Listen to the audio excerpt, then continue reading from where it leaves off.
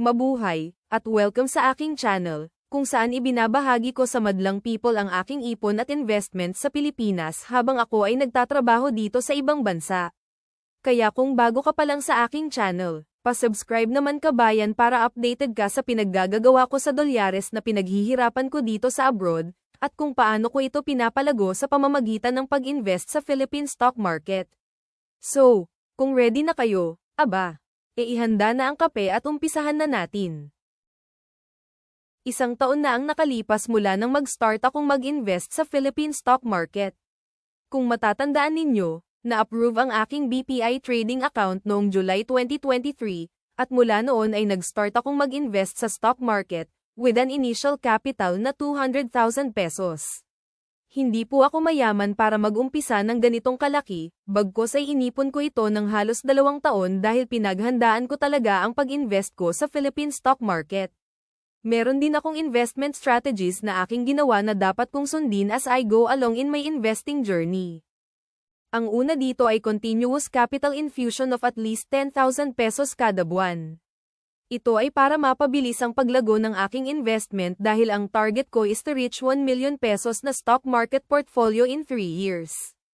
Ang pangalawang strategy ay 70% dividend investing at 30% swing trading.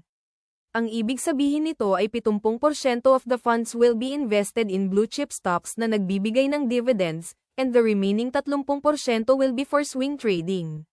Lastly, ang pangatlong investment strategy ay lahat ng dividends at capital gains will be reinvested. Ito ay makakatulong din sa mabilis na paglago ng investment.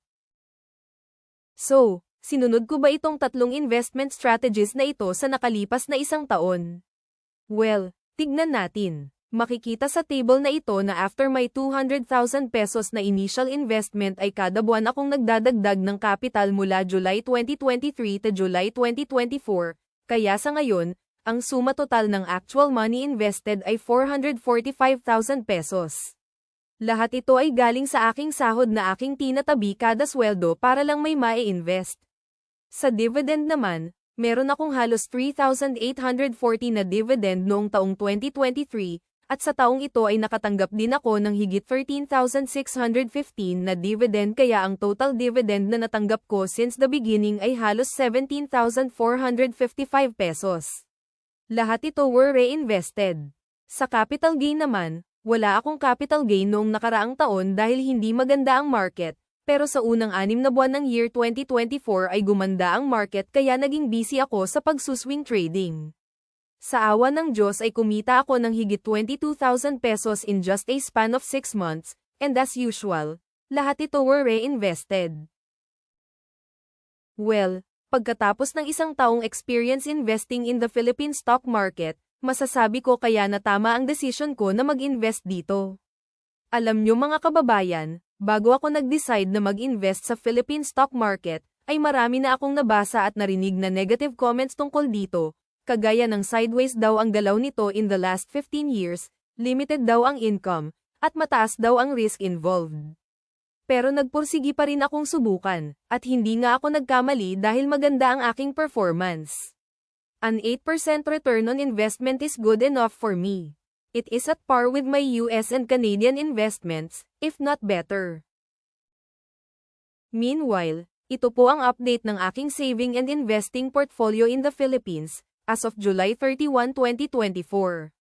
Meron na akong 876,174 pesos. 55% nito ay naka-invest sa stock market, 33% ay nasa savings account, at 12% ay nasa time deposit.